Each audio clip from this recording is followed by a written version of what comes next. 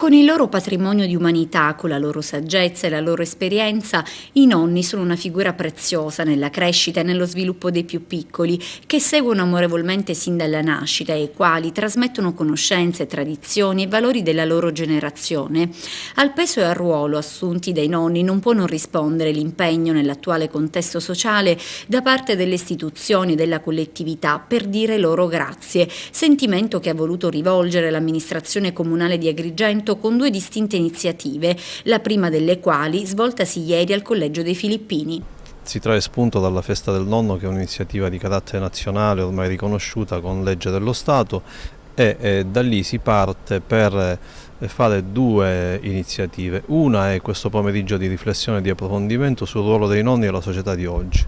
Poi ci sarà domenica sera dalle 6 alle 8 al Teatro Pirandello un momento ludico, quindi un momento di spettacoli, di canzoni, di musica, di scenette, che avrà come protagonisti i bambini delle scuole e appunto i nonni stessi.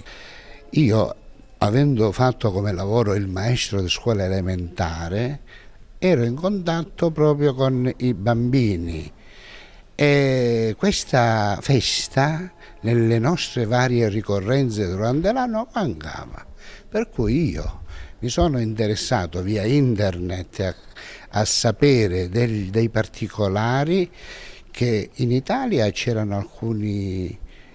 comuni che lo festeggiavano prima della legge, però io ho cercato perché non c'è una legge, perché nessuno non l'ha mai chiesta. Ancora non è tanto conosciuta, perché molti non lo sanno, però mi accorgo che mese dopo mese e anno dopo anno la gente la va scoprendo. Cosa rappresenta anche questa figura per la Chiesa? È una figura importante che anche in questa festa, che ovviamente celebra proprio la figura del nonno, va ad essere analizzata.